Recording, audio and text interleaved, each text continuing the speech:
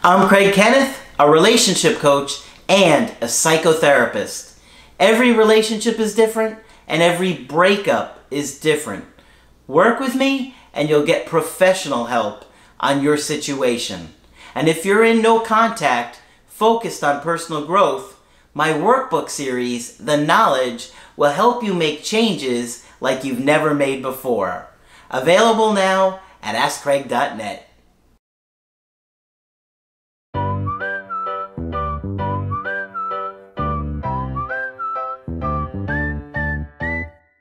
Hi there, I'm Coach Craig Kenneth. And I'm Coach Victoria. And in today's video, we're going to be talking to you about the breakup was mutual at first. This actually happens a lot. It does. In mutual breakups, which mutual breakups don't happen very often. Usually somebody is making the decision, but sometimes conversations kind of come up naturally and it leads to something mutual. And one of the things that I see in the mutual breakups is that both people tend to be okay with the situation and where it is, but at some point somebody changes their mind and then it's no longer mutual and somebody has all the power. So you have to be careful in these situations because if you come on too strong, they're not going to be interested. Right? Yeah, and life after a breakup is very different than how you imagine it before it happens. So what I mean to say is the breakup can be mutual, but how the two of you experience the breakup can be very different, which could lead to different outcomes. That's right. Before we do continue, I wanted to say that both Craig and I are available for coaching. So if you are interested on a one-on-one session to talk about your situation, we are here for you. Absolutely. Easy to do. Just sign up on the website, my website, AskCraig.net. That's the only way you can get coaching with us. Sometimes people will try and send messages and fake WhatsApp scams and fake DMs on Instagram or whatnot. We don't ever message like that. The only way is through the website. So, we've got an email coaching today where a situation felt mutual at first. But let's look at this situation. It's an interesting one. I thought you guys would like this. This is from a couple. This is from a woman who's in her mid-20s and her boyfriend, who she met about a year ago, is in his early 30s. Okay, and they met through friends. They don't have any kids together. And they never lived together. She said, our relationship lasted about 8 months. The breakup was mutual at first. My reasons were because of no sense of reliability and financial instability due to his bad habits. So already you're thinking, okay, that might be some deal breaker stuff right there. We don't know exactly what those bad habits are. Maybe it's gambling or, you know, not keeping a budget, you know, he's unable to keep paying his bills or something along those lines. Right, and I also wonder about the reliability. Yeah. Does it mean that he falls through on plans a lot? Does it mean that she doesn't think he will be a stable future partner? So I would like to break those down a little bit more if we were working with her. Yeah, but it's clear she had some reasons and concerns to leave. She said we'll call him Lenny. Okay. Why not? Lenny is also a heavy smoker and coffee consumer due to his high anxiety and inability to handle stress well. So you can imagine he's like Marge Simpson's sisters. Oh, I see. Oh, yeah. Yeah. Can you get me another coffee? I did wonder about the coffee. I could see how coffee can make you more anxious, but I never correlated people with high anxiety drinking more coffee. But smoking. Smoking, yeah, definitely. A lot of people, yeah. I do wonder about the coffee. Just makes me have the runs and then I get more anxious. So I could see if he already has maybe an anxious attachment style, maybe he does experience anxiety and he's maybe smoking to try to calm that down. Maybe the coffee gives him energy when he does feel exhausted from his own anxiety. And I could see how that combination works. Yeah, I've seen people in my life that like are always smoking and drinking. They're just neurotic and they can't soothe themselves, right? But it sounds like it goes deeper with him, obviously, because there's some kind of bad financial habits going on here too. Okay, so she said His reasons for not wanting to be with me anymore is that I would go to local bars and clubs with my friends frequently without him. But this was due to his work schedule, and he didn't like that. Okay, so you kind of wonder, how often is she going to clubs and bars? You know, I think you have to have some time with your friends, but was it 5-6 nights a week where it felt like you're putting yourself out there too much? Right, you know what I mean? And was it a trust issue? Was it that he didn't trust her when she would go out to these bars and clubs, and that made him feel uncomfortable? Or was it more of a feeling of being left out? Yeah, but she did say it was his work schedule, so it's not like I get a feeling that she didn't want him to go. Right. Another reason, if I had to guess, was because of my inability to accept his bad habits that were keeping him from growing into a more successful and happier man. I mean, that is a legitimate concern. If you're trying to plan a future with somebody and they're unstable and they don't make good decisions, that's a real reason to leave. Yeah. You know? Yeah. And while many people can change in relationships, going into it, if you're already seeing these habits of chain smoking, I don't know if it is chain smoking, but it sounds like it, drinking a lot of coffee, these financial issues, then you can't go into a situation and expect things to just change. So I see what she's saying here as far as maybe he wanted her to be more accepting of where he was at and felt pressure from her to change. I actually asked Lenny, I said, what's going on here? He said, I spent $3,200 at Starbucks last week. That's a lot of money. Probably got, what, 2 venti frappuccinos? Exactly. And a small cake pop. All right, so she said there was no cheating or deception involved in the relationship. We broke up in the spring, but have been continuously seeing each other up until this past August. I would continuously reach out, call, text him, and try to plan moments to meet up, and he would constantly give me excuses that he was working or he was too busy. So, this is no longer mutual. This is her doing 5 months of reaching out, making an effort, chasing him, and it doesn't sound like there was any reciprocation. Yeah. So now, this isn't a mutual situation. Okay? And if you're in a situation like this, you can't keep chasing and reaching out. You have to reach out and then wait for them to reply. And if they don't, it's because they don't want to talk to you right now. Exactly. State your intentions, and then at that point, the ball is in their court. You know, he had these habits from before. We don't know about his mental health. We frankly don't know about your mental health, so we don't know how the breakup has affected that and may have affected mood. He might be in a state where he is really distant and intentionally pushing others away. Yeah. Or maybe he's just in line at Starbucks so often and he has no free time. There's always a line. Maybe. This pattern repeated itself for 6 months, and the last time I saw him physically, we were intimate in early August. Recently, he used to view all my WhatsApp posts and then, all of a sudden, stopped about 3 weeks ago, which was odd to me. Yesterday, which was late September, I went out with my friend to the club after not going out for a whole month and being in the longest period of no contact with Lenny up to this point, which was 33 days. He came with another woman. She works at Starbucks. Does she? He does it for the discounts. I see. He came with another woman, and they proceeded to kiss and hold each other the whole night right in front of me. That's cruel. Yeah. That is cruel. Yeah.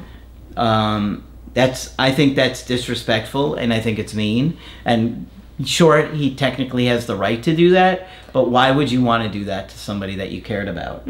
Right? Like, you're flaunting it. You're deliberately trying to hurt somebody. Yeah. Now, we don't know for a fact that he saw her, but I can also understand where she's coming from, where she's been wanting to repair this connection for quite some time, and here she is hanging out with her friends, and to her surprise, she's finding out that he's with someone new now. Yeah, that's devastating. Yeah. I feel like he was doing it on purpose. We don't know for sure, but it just gives me that feeling. So that hurts, you know. All right, she says, I had seen him speaking to this woman who came with one of his mutual friends the last time I went to the club a month ago. So maybe he's been talking to this girl that whole month, which is why he's not looking at her WhatsApp stories. He seemed to be very interested in her, which he did not seem to be with any other woman before. Yesterday, they seemed to be in a relationship.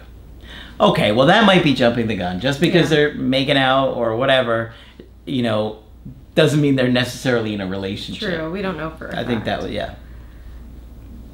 Needless to say, I am devastated and have been trying my best to keep it together. Note, I did not overreact or approach them at the club. That's good. I stayed calm and tried to put on a brave face while I was with my friends. No contact was made with him yesterday. Me and Lenny made a lot of memories together.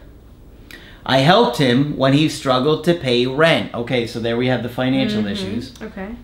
I helped him move twice. So he doesn't even have a stable place. Yeah. I met his mom and his child. Pull out the box of red flags. Here they come. We're going to start a little parade here. And it's not necessarily a red flag to have a child, just to be clear, but the instability plus caring for a child, you know, makes him a lot more vulnerable and not as stable as a partner. Yeah, can't pay rent, moving several times. Okay, and there's a little bit more. The child, he met the mom and the child back in the wintertime, but the mom, it sounds like they both live far away, so he doesn't even live close to his daughter. Gotcha. So that's another red flag in my book. And I even gave him my virginity. So now we know another big part of the reason that she's so attached to this guy. Yeah. Anytime you're with somebody for the first time, you tend to form a stronger bond with that person. And it also depends on what her values are regarding virginity. If it was something special for her to have sex with somebody for the first time, her views on it, the meaning behind it. So I think there can be a lot to it. As you can imagine, I am heartbroken. I am sure the 6-month period of constantly being in contact and not giving him space ruined my chances of ever seeing him again. Well, I wouldn't say necessarily that, but right now he's definitely not interested. My question is, should I try my best to heal and move on and not give him a second chance? Or should I try and reunite with Lenny when or if he decides to reach out? Okay, so the first thing I would consider is how you were feeling in the relationship. You had some real deal breakers with this guy for a reason. And, you know, just because you miss him and love him doesn't mean that things are going to be good if you get back together. It sounds like he's got quite a bit of issues here. He sounds unstable. I don't know what kind of relationship he has with his daughter, but is he providing for his daughter? Doesn't sound like it. He can't even keep his own job. Right. Yet he's out at the bar and what is it like spending someone else's money? Right. And is he co-parenting? How present in his child's life is he? Now, these are all things that you want to consider, especially if you were thinking at some point for this to be a longer-term partner. So I don't blame you for thinking in those ways in the beginning, initially when you also wanted the breakup. I would also just be realistic as to where he is at right now. We haven't seen from the information given in this email that there has been the change that you've been hoping for after the breakup. So I would just consider that as well. Yeah, it sounds to me like you personally had some deal breakers here, and I think those deal breakers are going to be here if he comes back. So what really would be different? You know, I think what happened is when they broke up, it was mutual. Then she started to miss him and started to chase, but the more he kind of ignored her or would just hook up with her and maybe get what he wanted, the less he really valued her. And the more he just was like, all right, well, if she's going to come over and hook up, I'll do it. But he didn't seem to make any real effort to show her that he cared since that breakup. Right. And like I had said before, I wonder if he also had sensed that pressure to change. You know, people will not change unless they're willing to, unless they are ready to. Yep. And intrinsic motivation is can be a lot more powerful than external motivation a lot of times. I wouldn't be surprised at all if he reaches out. No, I don't think he's going to right now because he's interested in somebody else. But the bigger issue is, if he comes back, would you really be happy? How happy really would you be with all those issues? He seems to have some mental health issues going on. I wouldn't be surprised if he struggled with depression, right? He's got a lot of anxiety, and he's spending a lot of money at Starbucks. I made that part up, by the way. Everybody's going to be like, what? That was never in the email. Yeah, so, no, but he's got a lot of anxiety. He's smoking all the time. He's not keeping a place. He's accepting financial help all the time that, you know, there's just a lot of things that don't add up to a guy that's got his life together here. And, you know, I know you're attached to him because, you know, he took your virginity and he was your first, and we have a real special bond with those people. It depends on her values. You know, for some people, they really do put a lot of meaning into that. For others, they don't. But it seems like just the way she worded it gave her virginity to him. That language sounds like it was something special to her. Yeah, I agree.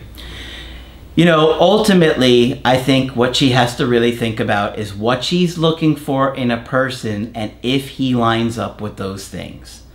I think he didn't before.